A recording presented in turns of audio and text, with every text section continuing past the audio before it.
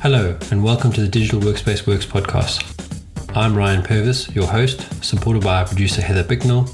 In this series, you'll hear stories and opinions from experts in the field, stories from the front lines, the problems they face and how they solved them, the areas they focused on from technology, people and processes, to the approaches they took that will help you to get to the grips with the digital workspace inner workings.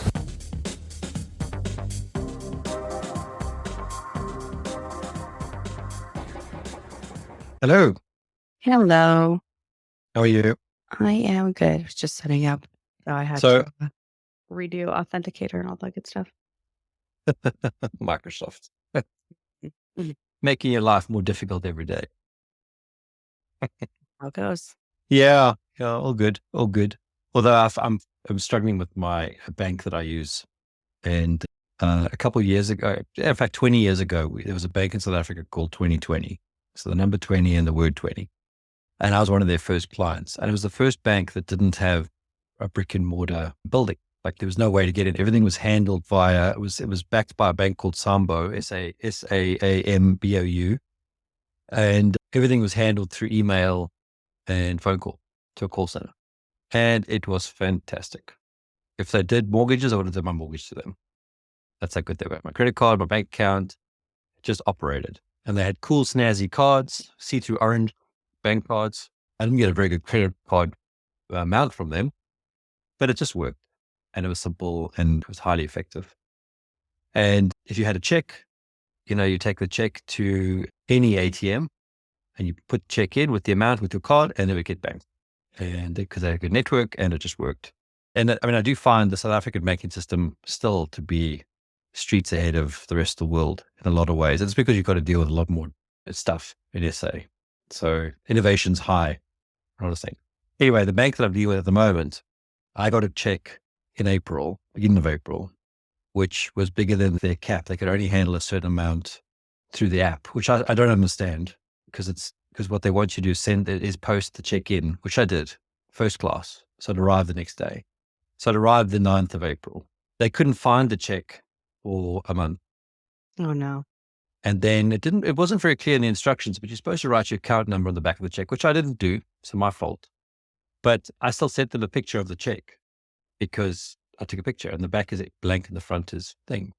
So in the end, I've given them the check as a photographic check anyway. And I suppose they want the check physically so they can validate that it's a real check, etc. But I'm now still struggling with them. It's now been a month and their app is telling me that the check will be banked on the 7th of May, but that obviously hasn't happened. And I'm going backwards and forwards with their guys via email and no one can actually tell you what's going on, why it's taking so long. And then they also try, because the check is from the HMRC, basically from the tax man, they now need to validate it additionally with extra information. And I'm thinking, if the HMRC is sending me a check to pay me, the rigmarole I had to go through with the HMRC to get this done was bad enough. Now you're checking it, but you're taking, I sent the stuff on Monday. Okay, Monday was my holiday. So I sent it, so they got it on Tuesday and it was blank. So I had to send it again. But it's been 3 days to read 2 documents to bank it.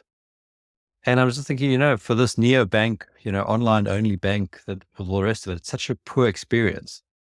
I could have opened a bank account with my local high street bank, good old brick and mortar, walked in, given them the information. I already bank with them. So they would have KYC'd me and KYB'd me straight away because my other business is with them. And I could probably bank the check and got it in 7 days. And now I can't get the check back because it's with them. And it just, as much as modern technology has improved things, it still fails because of bad process, and that's what fascinates me. So anyway, I'm Yeah. a little frustrated today. Rightly so. Yeah. I feel like there still needs to be fallbacks in a lot of digital models. I feel even going through some of the grocery self-checkouts has definitely become a more mandatory thing around me in terms of there are fewer workers. So it's sort of not optional depending on what part of the day and whatnot. But I think about like some of the systems that you need to, swipe something immediately and have it on the tray beside where you're scanning things immediately or the weight is off and it will, give Yeah. some sort of alarm. But if I, was 80 years old or, had some like whatever going on where I was a little bit slower, it would be actually impossible to use that kind of a system. So it's like, yeah, there's still value to having that other options, I Well, guess, for well, support. I'm smiling at that because I went and bought something yesterday, day before yesterday, and I was putting the stuff onto the scale, and I bought two because I'm on the carnivore diet. So I got these two. I buy these big things of meat and I put them down, and for some reason, the weight was slightly different. So even though I put down the item, it probably was just outside of the range of what it was expecting the weight to be. So it says take the item off. So you take it off, then you put it back on again, and then it can't tell you that it's off by 0.01% or whatever it is. So I had to call someone over. So she came and she's like, but I don't understand what the problem is. I said, I don't see it. Now she tried to override it, but the override wouldn't work. So we had to move to another machine.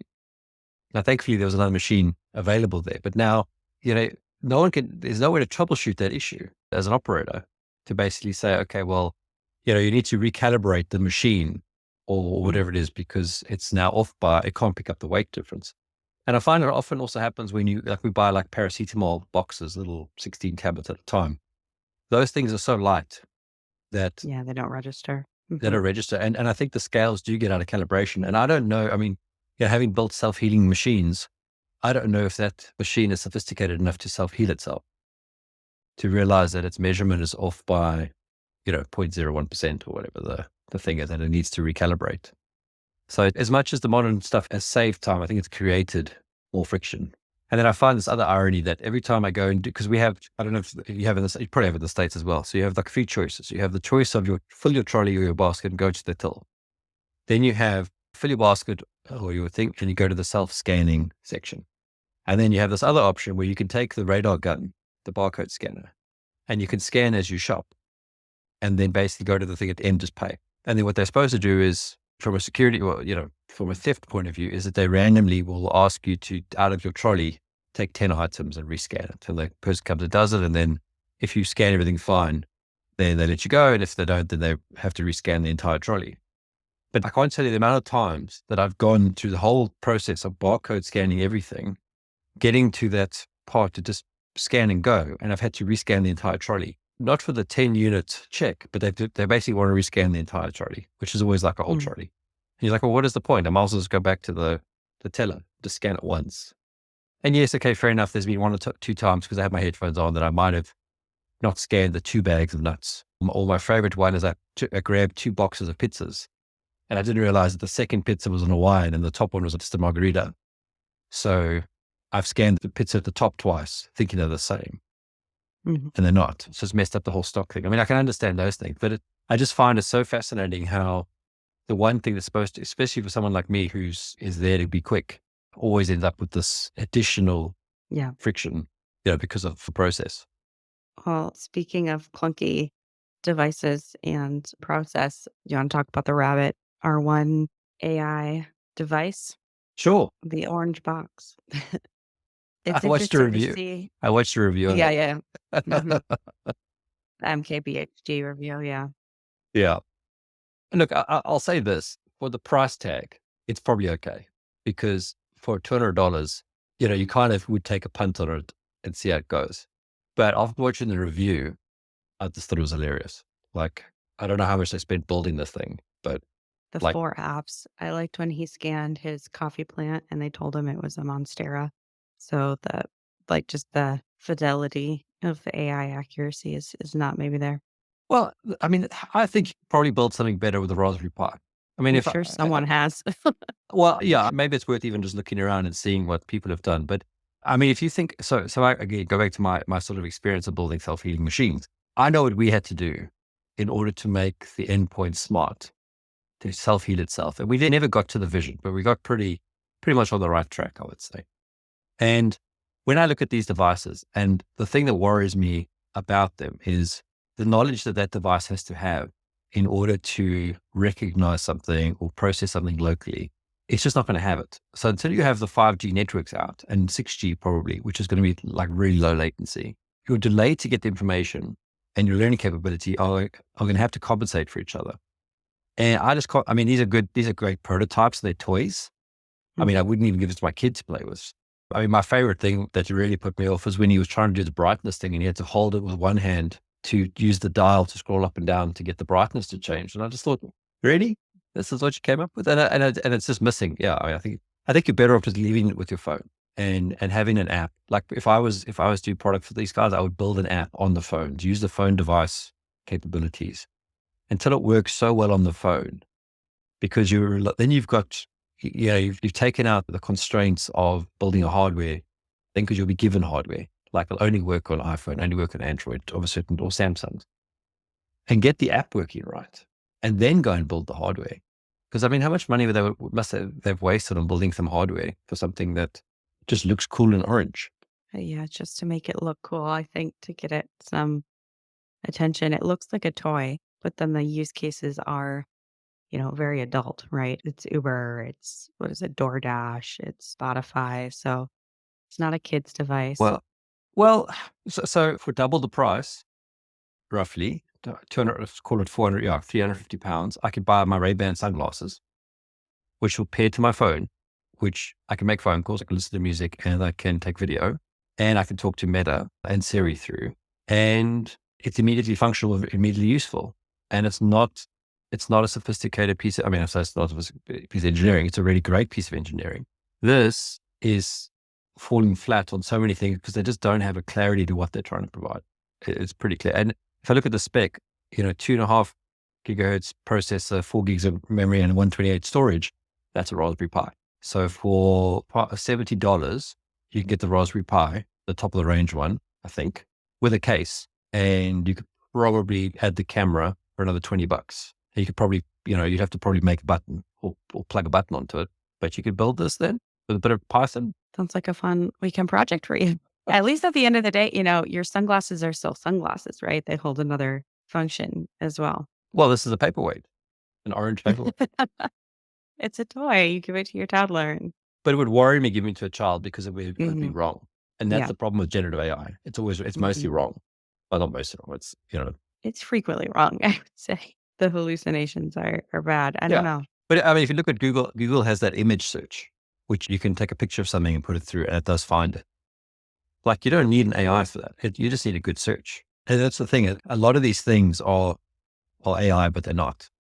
And someone's got to do this stuff for it to be, to pave the way for someone to do it properly. And at least they're not charging $800 for this. And no With subscription. a subscription fee. But I still think you need, I mean, I think it's a wearable that has to be developed. I think you need the sunglasses, or you need the glasses to come, or you need the watch to become more sophisticated. That's where it's going to be. I'd love to, in fact, my next watch will be with the phone, so that I don't have to carry my phone with me anymore. So that I've decided on. In fact, I was watching a review. Ones, yeah. Yeah, I was watching a review of a guy when I was in Sri Lanka, and he spent the entire day using the Ultra 2 as his device. So replying to messages, replying to emails, doing phone calls, all that on his Ultra. And I think there was only 2 use cases he couldn't do. And I thought that was pretty powerful. Like, he could listen to his music, he could do phone calls, he could reply to that message. You couldn't do WhatsApp. WhatsApp didn't work, but that's not a big thing in America anyway. And he could do payments, which for the most part is what I use my phone for. Generally, I carry around to tap and to read my book. So the only thing you couldn't do, there's no Kindle app for a watch. So that's a bit of a problem. But I've actually been using my Kindle now a lot more. So that probably would be a fine exchange. But I just love the idea of him just using a watch, and that was it, and his headphones. And that watch, the Ultra 2, lasted almost 2 days doing that, which is phenomenal compared to your phone. My phone doesn't even last 3 hours. Did he say how old his Ultra 2 was? I wonder. I think it was a brand new one. Okay. Relatively, I mean, I would buy a secondhand one. I wouldn't buy a brand new one. But, the thing is that with the watches, I find you can get more time out. The biggest problem with the watch is not the battery dying. It's actually that the software runs too slowly over time for what you want to do. So its performance degrades, but the battery actually lasts. You still have a pretty good battery by the time it starts to fail. I mean, I've had Watch 2s and Watch 3s that don't update anymore, but the battery still lasts, 16 hours, 18 hours. So they become my sleep watches. Yeah. I find it lasts. Mine will die if I have an activity going much faster. Oh So yeah, with every GPS on time, for sure. yeah, every time I go on a hike, for instance, I can't record my whole day hiking. My Apple Watch always dies. Oh, you need an Ultra. I did look at it when I was getting my new one. I was like, I really can't justify. It is a cool device. It's just, it's a big screen. It's a clunky thing, but Yeah, it's I cool. must have, I read an article that was comparing the Garmin's, the Sunto, the Polar, and the Ultra. And I would probably say that I can't remember exactly the outcome, that the Garmin was still the better one for the proper hiking that you would do. Yeah.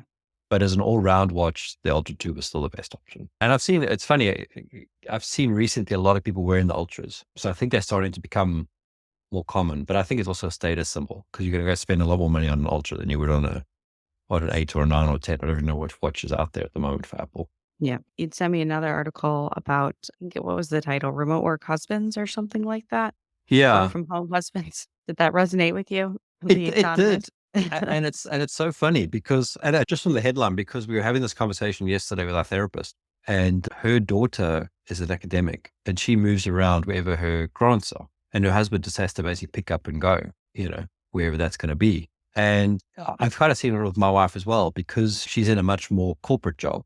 We have to be more located to where the clients are. And because I'm more nomadic, as long as I'm connected, I can do my work. I tend to be more housebound and do the house stuff. And my diary is I would say it's a lot more flexible, but I can move a lot more with what's going on inside the house to compensate for her being, in London or whatever it is. And I think it's just, I don't know, I can't remember the entire article now, but I just felt like it's a trend that I'm seeing more and more, where most of the roles are kind of switching again. And maybe it's a case of more opportunities now for women, specifically like my wife's come back from having 2 kids. So, now she's firing to get a career off the ground.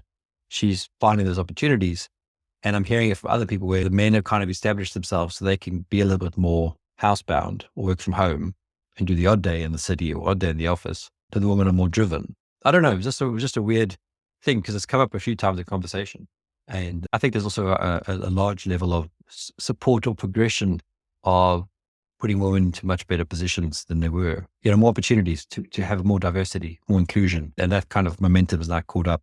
I don't know.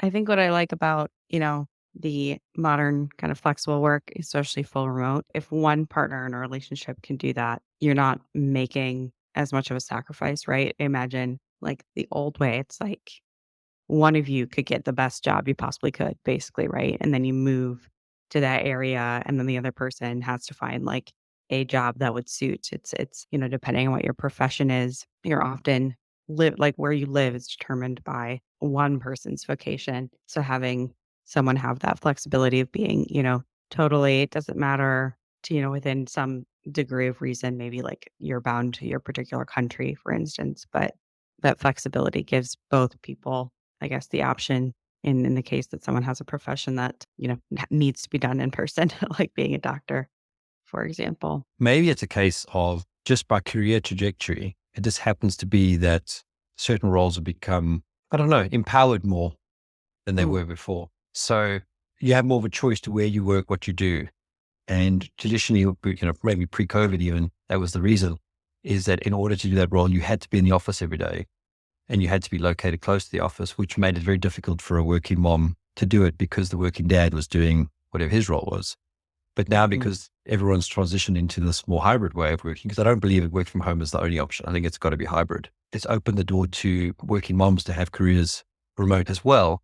And because now you have this joint flexibility, as I say, I spend a lot of time at home, so I can do a lot of home stuff. My wife could go do a lot more corporate stuff. And it's just balancing out naturally. Yeah, well, flexibility makes a big difference. Well, have a good rest of your day, and Thanks, you too. Good to catch up. talk next time.